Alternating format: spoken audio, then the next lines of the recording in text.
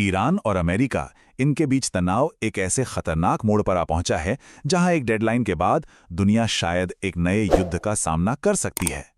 एक घड़ी है जो टिक टिक कर रही है और उसका हर एक पल पूरे मिडिल ईस्ट के भविष्य का फैसला कर सकता है। तो चलिए इस पूरे मामले की तह तक चलते हैं और समझते हैं कि आखिर ये संकट इतना गहरा कैसे गया।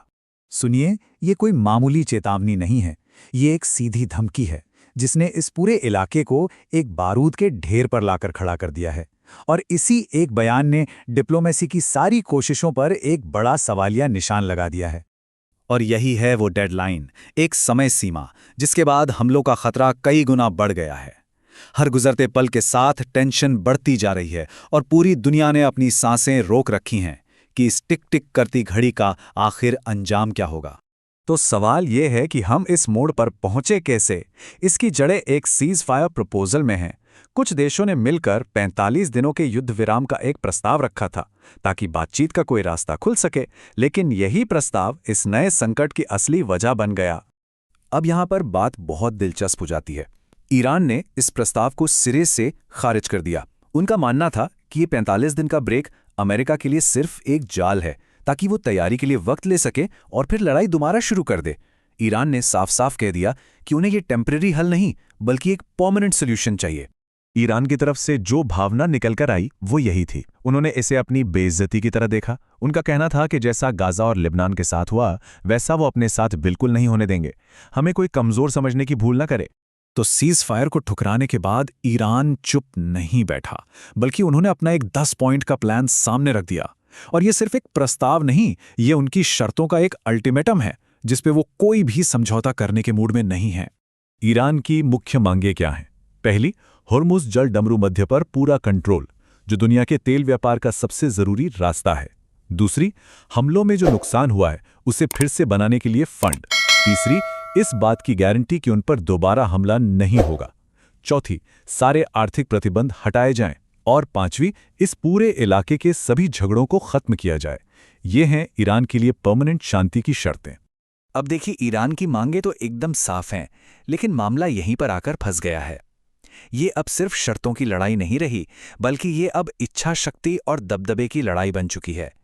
एक ऐसा खतरनाक मोड़ जहां कोई भी पक्ष पीछे हटने को तैयार नहीं है। तो यहाँ सबसे बड़ा सवाल यही उठता है कि अगर ईरान की मांगें इतनी सीधी सादी हैं, तो फिर अमेरिका उन्हें मान क्यों नहीं लेता?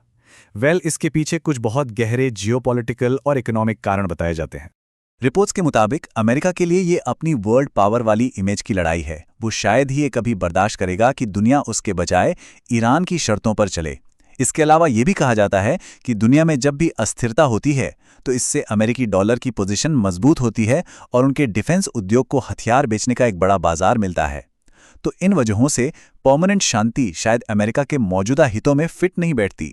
इस ऊंचे लेवल की पॉलिटिक्स और इन रणनीतिक खेलों के बीच एक बहुत भयानक कीमत चुकाई जा रही है, और वो कीमत आम लोग अपनी जान और अपने घरों से चुका रहे हैं। चलिए देखते हैं कि ज़मीनी हकीकत कितनी ज़्यादा डरावनी है। हमले सिर्फ मिलिट्री ठिकानों तक ही सीमित नहीं हैं। रिपोर्ट्स बता रही हैं कि रिहायशी इमारतों, पुलों, यहाँ तक कि धार्मिक जगहों को भी निशाना बनाया जा रहा है। ईरान के सबसे बड़े पेट्रोकेमिकल प्लांट पर भी हमला किया गया है, जिससे तबाही का खतरा और भी ज़्यादा बढ़ गया है। और ये आंकड़ा उस तबाही का एक छोटा सा लेकिन दिल दहला देने वाला उदाहरण है। सोचिए, सिर्फ एक हमले में दक्षिण पश्चिम तेहरान में 13 लोग मारे गए और उनमें 6 बच्चे थे। ये सिर्फ नंबर नहीं है, ये हमें याद दिलाते हैं कि इस लड़ाई का असली खामियाजा कौन भुगत रहा है। और इस तबाही के जवाब में ईरान का रुख और भी ज़्यादा सख्त हो गया है। वहाँ की सरकार ने अपने नागरिकों से कहा है कि वो पावर प्लांट्स के चारों ओर ह्यूमन चेन यानी मानव श्रृंखला बना लें। ये एक साफ संकेत है कि वो किसी भी कीमत पर झुकने को तैयार नहीं है, भले ही इसके लिए लोगों को अपनी जान ही क्यों ना देनी पड़े। तो हम घूम फिरकर वापस उसी सवाल पर आ जाते हैं। जब बातचीत के सारे दरवाजे बंद हो जाते हैं, जब धमकियां और डेडलाइंस तय होने लगती हैं, तो इस बड़ी लड़ाई की आखिरी और सबसे भारी कीमत आखिर कौन चुकाता है?